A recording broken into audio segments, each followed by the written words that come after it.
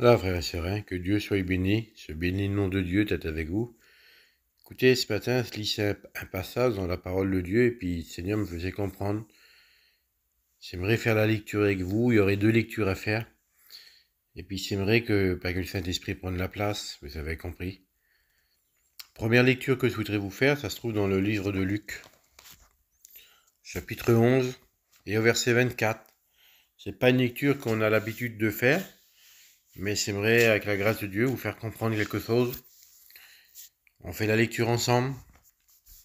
Lorsque l'esprit impur est sorti d'un homme, il va dans les lieux arides pour chercher du repos. N'en trouvant point, il dit se retournerai dans ma maison, d'où je suis sorti, et quand il arrive, il la trouva balayée et ornée.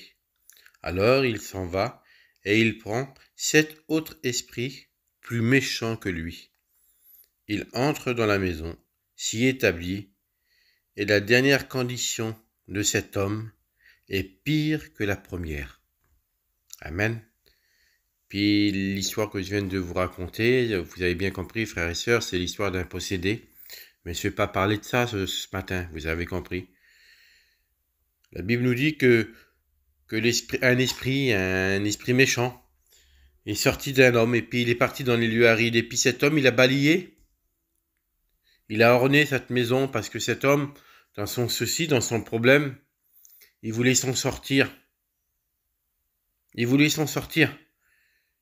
Mais quand l'esprit, lui, il est parti, et puis qu'il n'a pas trouvé de repos, il n'a pas trouvé un autre lieu où s'établir, bah, qu'est-ce qu'il dit dans lui-même? Bah, faire retourner dans ma maison. Ah oui, pour lui, c'était sa propriété. C'était à lui, c'était sa maison. Bien que c'est pas vrai, bien que c'est un menteur, mais pour lui, c'est comme ça. Puis cet esprit revient vers cet homme-là, et puis il trouve la maison balayée et ornée. Et puis ça l'a mis en colère dans lui. De quel droit qu'il fait ça dans ma maison? Parce que pour lui, c'était sa maison à lui. Alors la Bible nous dit qu'il va chercher 7 autres esprits plus méchants que lui encore. Et puis il vient et il se rétablit en force. Puis la condition de cet homme, il est pire. Il est pire que la première. Et puis on voit que cet homme, il a voulu écouter. Je vais prendre cette histoire comme ça pour vous faire comprendre. Cet homme-là, il a voulu essayer de s'en sortir par lui-même, tout seul. Des fois, écoutez, on est chrétien, on est chrétienne, et puis des fois, il faut qu'on délaisse ces choses. Alors, ça ne parle pas de possession, vous avez compris, ça parle des problèmes de la vie, des choses qu'on fait qu'on ne doit pas faire, des choses qu'on parle et qu'on ne doit pas parler, notre caractère, ça parle des conditions d'un chrétien. Parce que la Bible nous dit qu'un chrétien, il marche dans la sanctification tous les jours. Alors, c'est-à-dire que tous les jours, Seigneur, avec la grâce de Dieu, avec le Saint-Esprit qui me conduit dans toute la vérité, je dois enlever des choses de moi, ça va pas. Je dois m'améliorer envers Dieu. Mais des fois, on fait des choses que tout seul, on peut pas le faire. Que dans le secret, on peut pas le faire. Excusez-moi de dire ça, mais on peut pas s'en sortir avec notre propre force. Cet homme-là, il a essayé de s'en sortir avec ses propres forces. Au début, ça a marché, oui, bien, il n'y a pas de problème. L'esprit impur, il est sorti. Il a balayé, il a orné sa maison. Mais qu'est-ce qu'il a oublié de faire? Qu'est-ce qu'il a oublié de faire? C'est de fermer la maison. Il l'a pas fermée à clé. Cet homme-là, il ne l'a pas fermé à clé, puis il n'a pas invité Jésus dans sa maison. Vous savez, il y a une histoire dans la parole de Dieu. On dit qu'on ne peut pas piller une maison de l'homme fort. Si on veut piller la maison de l'homme fort, il faut venir, il faut attacher l'homme fort, et après on peut piller sa maison. Mais la Bible nous dit qu'il y a un homme plus fort encore. Et cet homme plus fort que l'homme fort, il s'appelle Jésus. Cet homme, il a essayé de s'en sortir par soi-même. Mais il a oublié d'appeler l'homme le plus fort. Il a oublié d'inviter Jésus dans son cœur, dans sa vie, dans sa maison. S'il aurait invité Jésus dans son cœur et il aurait fermé la porte à clé, l'esprit n'aurait pu rien faire. Il aurait venu et puis il serait reparti. Parce qu'il aurait vu qu'à l'intérieur de la maison, il y avait l'homme plus fort qui était là. Il y avait le Tout-Puissant qui avait tout payé à la croix. J'aimerais faire une lecture avec vous Ça se trouve dans le Proverbe, chapitre 28, au verset 12. Quand le juste triomphe, c'est une grande gloire. Amen, que Dieu soit béni. Quand le méchant s'élève, chacun se cache. Mais quand on prend la lecture, frères et sœurs, au verset 13, il est marqué ça. Celui qui cache ses transgressions ne prospère point. Celui qui veut essayer de s'en sortir par soi-même, ne pas le dire aux autres, te laisser une belle façade, une belle apparence devant tout le monde, il ne peut pas grandir en Dieu. Il ne peut pas grandir en Dieu. Mais celui qui les avoue et les délaisse obtient miséricorde, obtient vraiment le pardon de Dieu. Frères et sœurs, on sait qu'on est chrétien, on est chrétienne. Ce matin, je ne vous parle pas de salut, moi. Je ne remets pas votre salut en cause, je ne parle pas de salut. Mais je sais qu'on est des hommes et des femmes, qu'on vit sur cette terre, et puis que des fois, il y a des choses que ça ne plaît pas à Dieu. Et on le sait dans notre cœur, et alors des fois, on essaye de s'en sortir par soi-même. Alors on y arrive pendant un temps. Mais au bout d'un certain temps, on retombe aussi dans ce qu'on faisait, dans ce qui plaisait pas à Dieu. On retombe dedans. Pourquoi ? Parce qu'on a essayé de cacher notre transgression. On a essayé de les cacher. On n'a pas voulu les avouer et les délaisser pour obtenir miséricorde. Vous avez, comme je vous dis, avouer et délaisser, c'est pas de venir vers tous les chrétiens et dire « Ah, moi c'est fait ça, ah, je suis perdu, comment que je vais faire ?» Non. Avouer et délaisser, en premier, c'est de se mettre devant Dieu. De dire « Seigneur, tu vois, s'il n'y arrive pas, c'est pas de force. Tu vois ce que je fais, Seigneur, je peux pas avancer, je peux pas grandir avec toi. Seigneur, je te demande pardon, aide-moi, mon Père d'amour. » Et après, s'il faut, vous connaissez votre cœur, vous connaissez. S'il faut, aller vers le responsable, aller vers le berger. Parce que, écoutez, Dieu a choisi des hommes pour conduire son troupeau. Et Dieu a choisi des hommes pour que tes chrétiennes puissent venir se confier, leur parler. On appelle ça des serviteurs de Dieu. Et vous savez, quand on vient vers un serviteur de Dieu, et puis écoutez, c'est ma pensée à moi, et puis c'est une vérité. S'il y a quelqu'un qui vient vers moi et qui me dit « Tiens, champion, c'est fait ça et ça », je sais que c'est pas la gloire de Dieu. Qu'est-ce que je fais dire, moi, en premier, la toute première parole que je fais dire ? Tu regrettes ce que tu as fait ? Oui, je regrette. Je regrette ce que c'est fait. Je sais que ça plaît pas à Dieu. Tu as demandé pardon à Dieu ? Première parole que je vais dire, oui, c'est demander pardon à Dieu. Je me repens. Et puis je fais continuer à parler avec. Je fais l'encourager, je fais l'exhorter, je fais le conduire. C'est ça, avouer et délaisser. Frères et sœurs, c'est pas essayer de s'en sortir par soi-même.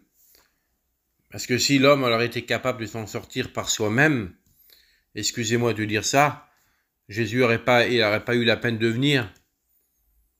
Si l'homme aurait été capable de s'en sortir par soi-même, Jésus n'aurait pas envoyé le Saint-Esprit pour nous conduire dans toute la vérité.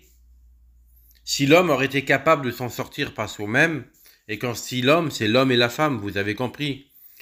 Si l'homme et la femme étaient capables de s'en sortir par soi-même, quand Jésus nous a envoyé le Saint-Esprit qu'il est reparti vers son Père, il aurait jamais établi des apôtres, il aurait jamais établi des serviteurs de Dieu, des hommes choisis de Dieu pour conduire le troupeau. Frères et sœurs, Dieu a établi toutes choses pour qu'on puisse marcher dans la vérité, qu'on puisse aller au ciel. Qu'on puisse aller au ciel. Jésus est venu sur la terre parce que l'homme ne pouvait pas se conduire soi-même. Quand il est reparti vers son Père, il nous a laissé le Saint-Esprit. Parce que même l'homme qui a accepté le Seigneur dans son cœur, s'il n'est pas conduit du Saint-Esprit, il ne peut pas se conduire lui-même. Il ne peut pas trouver le chemin du ciel. Si Seigneur, il nous a laissé le Saint-Esprit, puis qu'il a établi des serviteurs de Dieu, Excusez-moi de dire ça, je le dis de tout mon cœur. Quand je parle de serviteurs de Dieu, je parle de des hommes qui sont ancrés dans la parole de Dieu. Je ne parle pas de n'importe qui qu'on pourrait trouver dans le coin d'une rue, excusez-moi de parler comme ça. Je parle d'un homme que, à vos yeux, il a un témoignage, qui parle de la parole de Dieu. Il ne parle pas de ses propres pensées. Il parle de la parole de Dieu. Il parle qu'avec l'esprit qu'il a dans son cœur. Si Dieu a établi des hommes comme ça, c'est pour conduire le peuple, parce que l'homme ne pourrait pas se conduire soi-même. Dieu est venu sur la terre, il nous a parlé, il nous a annoncé la parole. Dieu a établi des serviteurs, des disciples. Quand il est remonté vers son Père, il nous a envoyé le Saint-Esprit pour nous conduire dans toute la vérité. Et puis depuis lors, frères et sœurs, depuis les 12, depuis tous les disciples, Dieu a établi des serviteurs pour conduire le peuple dans toute la vérité, pour faire connaître la parole. Alors on ne peut pas s'en sortir par soi-même. On ne peut pas balayer et orner notre maison et faire toujours montrer un beau sourire devant tout le monde. Des fois, il faut avouer et délaisser. Des fois, il faut s'humilier. Seigneur, je te demande pardon. Et même si mes frères vont être au courant, Seigneur Jésus, c'est pas grave. Parce que c'est comme ça que je peux obtenir la miséricorde. C'est comme ça que je peux grandir avec toi. Je peux continuer ma marche avec toi, me sanctifier tous les jours. Mais si ça arrive à cacher, si je veux cacher, pour faire montrer toujours un beau sourire à tout le monde, pour faire montrer à tout le monde, ah, mais moi, je suis un super chrétien. Moi, il n'y a rien se marche à la perfection avec Dieu. Frères et sœurs, que ce soit les serviteurs, que ce soit les chrétiens, chrétiennes, que ce soit des jeunes chrétiens ou des chrétiens âgés dans la vie chrétienne, des jeunes serviteurs ou des serviteurs qui sont âgés, excusez-moi de dire ça, et je vous le dis, je vous le parle selon mon cœur, il n'y a personne qui est parfait. On a tous besoin de la parole de Dieu. On a tous besoin du Saint-Esprit qui parle dans nos cœurs. Et on a tous besoin de nos bergers. Frères et sœurs, quand un chrétien ou une chrétienne, ça va pas, il peut aller vers son berger. Mais quand un serviteur de Dieu, ça va pas, il peut aller également vers le berger. Frères et sœurs, c'est pas parce qu'on est serviteur de Dieu qu'on est exempt des problèmes, des soucis, des difficultés. Mais moi, je suis serviteur de Dieu, je vous annonce la parole, là. Mais dans ma vie, si ça va pas, il n'y a pas que moi comme serviteur de Dieu. Dieu a établi des hommes, alors je peux aller voir mes frères, et je peux leur parler. Là, je suis plus un serviteur, je suis un chrétien quand je viens vers eux et que je leur parle, parce que je leur demande conseil. Je leur demande conseil. Qu'est-ce qu'ils vont faire, mes frères? Ils vont me conseiller, comme je vous ai dit tout à l'heure. Ils vont pas aller crier à toute la mission, ou tous les chrétiens de la région. Ah, bah, vous avez vu, le serviteur, il passe par ça, il fait ça, ça va pas. Non. Il nous donne un mot de Dieu, il nous conseille, il nous parle, il nous fortifie. Mais pour ça, frères et sœurs, il ne faut pas essayer de s'en sortir par soi-même. Cet homme que je vous ai lu, cet homme que l'esprit impur, il est revenu dans sa maison avec 7 autres esprits impurs plus méchants. La condition de cet homme a été encore pire que la première, parce qu'il n'a pas voulu fermer la clé. Il n'a pas voulu inviter Jésus, il n'a pas voulu parler.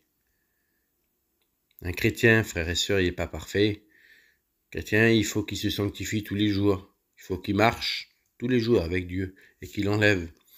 Mais s'il voit qu'il n'arrive pas à enlever, alors que ce soit son langage, que ce soit son caractère, je ne sais pas moi, mais vous vous connaissez, frères et sœurs. Vous vous connaissez comment vous êtes. Et vous voyez que ça fait un certain temps que tu n'arrives pas à grandir avec Dieu. Mais tu sais la raison. Tu sais, il y a 2 personnes qui te connaissent par cœur. Il y a 2 personnes qui te connaissent par cœur. La première personne, il s'appelle Jésus. Dieu te connaît par cœur. Mais toi aussi, tu te connais. Toi aussi, tu connais ton caractère. Tu connais ce qui ne va pas dans ta vie chrétienne. Ne te voile pas la face. Si tu fermes les yeux, tu fais un examen de toi-même, ça demande 2-3 minutes. Et tu t'examines sur ta vie chrétienne, pourquoi qu'elle ne grandit pas, bah, tu vas le voir. Le Saint-Esprit est dans ton cœur et puis il t'éclaire. Ah oui, la Bible nous dit qu'il nous conduit dans toute la vérité. Puis la vérité, le Saint-Esprit, il va te la dire, lui. Il va pas te gêner. Il va te la dire avec amour. Il va pas te crier dessus. Mais il va te faire comprendre. Alors tu sais ce que tu as à faire, ce que tu as à changer. Mais s'il n'y arrive pas, oui, alors demande à Dieu. Demande à Dieu, invite, il est à ton cœur. Mais dis-y, Seigneur, pense à autre chose et enlève-la. Seigneur, il faut que c'est à vous, que c'est laisse. Alors, Seigneur, je vais aller voir mes frères. Je vais aller voir les serviteurs de Dieu, je vais leur en parler. Parce que eux, ils vont me donner un mot. Un mot, Seigneur, que mon cœur, des fois, il ne veut pas comprendre, ou que mon cerveau, il ne veut pas comprendre. Eux, s'il va me le dire. Et puis, ça sera le même mot qu'il y a dans mon cœur. Et il va me confirmer. Le serviteur de Dieu va pouvoir prier avec moi. Le serviteur de Dieu pourra prier pour moi. Et puis là, à ce moment-là, il y a le Dieu qui va être là dans mon cœur. Et puis la chose que c'est fait, comment que je me comporte, ma façon de parler, puisque vous voulez, à ce moment-là, ce ne le ferait plus. Celui qui avoue et qui délaisse obtient miséricorde. Quand le méchant s'élève, chacun se cache. Ben oui, parce que quand on veut rester dans notre position, frères et sœurs, quand on veut rester dans notre position, on voit que nous-mêmes, on voit plus les autres qui y a autour de nous.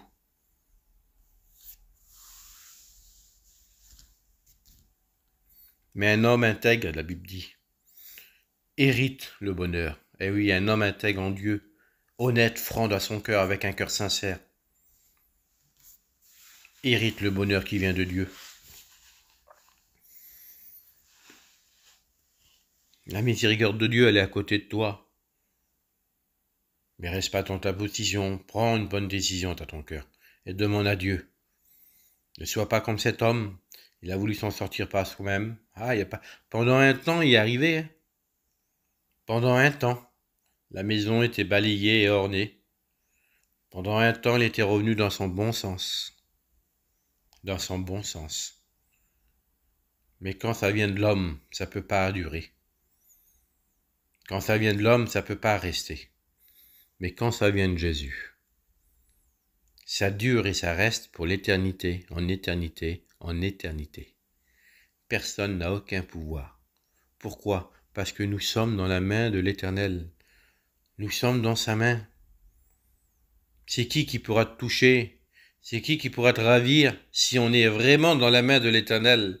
La seule personne qui peut partir de la main de l'Éternel, c'est nous-mêmes.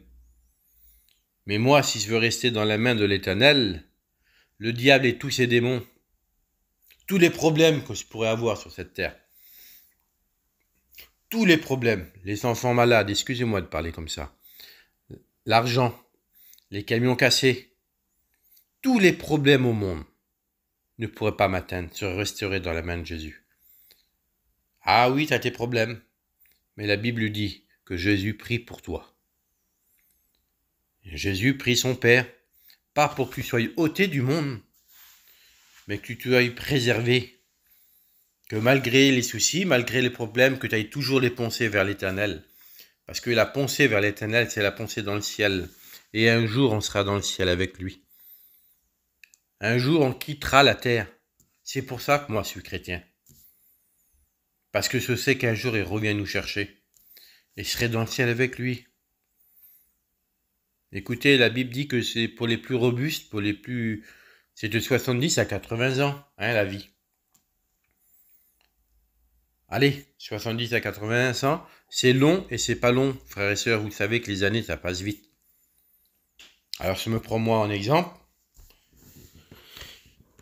Je suis un garçon qui a 46 ans, je suis jeune, mais même que s'il revive jusqu'à 90 ans, allez, c'est plus loin que la Bible. Alors, il me reste 45 ans à vivre. Et 45 ans, on sait en réalité que c'est quoi. Seigneur, encore 45 ans à combattre, s'il faut attendre que je parte vers toi. Mais ça peut être beaucoup plus court, parce que la Bible nous dit qu'il est à la porte. Hein. On le sait, on ne connaît pas l'heure, on ne connaît pas le temps. Mais je vais prendre cet exemple-là. Seigneur, il me reste 45 ans. Mais 45 ans, ça passe très vite, c'est rien du tout, 45 ans. On le sait très bien. Hein. Puis là, je vous dis que si ça arrive à vivre à 90 ans. Mais la réalité, elle est là, frères et sœurs, c'est que le lendemain, nous, ça n'appartient pas. On sait qu'à n'importe quand, on peut partir de cette terre. Alors 45 ans pour le délai le plus long, mais des fois, ça peut être plus court pour ma vie. Je ne sais pas. Mais un jour, je serai avec lui. Alors, dans 45 ans plus tard, oui, je serai avec lui. Il n'y aura plus de peur, plus de crainte, plus de soucis, plus rien. Je serai avec lui pour l'éternité. Alors, ça vaut pas, frères et sœurs, ça vaut pas le coup vraiment que s'il y a des choses qui ne vont pas dans nos vies, qu'on avoue et qu'on délaisse. Qu'on avoue devant Dieu et qu'on délaisse. On n'essaye pas de s'en sortir par soi-même. Parce qu'on est bientôt avec lui. Que ça soit dans les années, qu'on attend la fin de notre vie, les années ça passe vite, vous le savez frères et sœurs. 10 ans, 15 ans, c'est rien du tout. Ça passe vraiment vite. On n'a plus des centaines d'années à attendre pour être avec lui. On a peut-être 10 ans, 15 ans, 20 ans, 30 ans pour être avec lui et on sera avec lui pour l'éternité. Et si le Seigneur il revient demain nous chercher, ou tout à l'heure, eh ben on sera avec lui. Frères et sœurs, n'écoutons pas notre chair, n'essayons pas de s'en sortir soi-même, c'est trop important. Parce que si on persiste sur certaines situations et si vous dites que c'est sur mon cœur, on peut rater l'enlèvement de l'Église. On peut la rater. On reste sur cette terre-là. Seigneur, ne vous dis pas l'angoisse après. Imaginez-vous que l'enlèvement de l'Église se fasse, que le Seigneur revienne chercher ses enfants, son épouse, et que nous, rapport à notre caractère qu'on n'a pas voulu avouer, on a voulu toujours s'en sortir tout seul. On a toujours voulu montrer une belle façade au monde, aux personnes, parce que c'était notre fierté ou notre orgueil, je ne sais pas comment on peut le dire. On rate l'enlèvement d'église. Oh Seigneur, là t'en veux de l'angoisse, t'en veux des peurs, des vraies peurs, pas les soucis qu'on a là, pas le manque d'argent, le camion cassé. Non, non, la véritable crainte, parce que si on reste sur cette terre, frères et sœurs, on sait ce qui va se passer. Hein. On ne sera pas ignorant des choses à venir. Hein.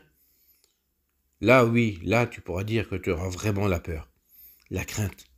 Et à la fin de tout ça, tu sais que tu vas aller loin de Dieu pour l'éternité en éternité. Oh Seigneur. Frères et sœurs, pensez à ça. Et puis si on... Excusez-moi de dire ça. Puis si on voit qu'on a un peu d'orgueil, ben prends ton orgueil, jette-le à la poubelle. Jésus, quand il est venu sur la terre, lui, il n'a pas regardé de l'orgueil, il n'en avait pas. Lui, il a fait que d'annoncer la parole de son Père, il a fait de guérir, il a fait de bénir, il a fait délivrer des possédés. Et pourtant, ce qu'ils sont fait au jardin de Gethsémani, ils sont venus vers lui, ils l'ont frappé, humilié.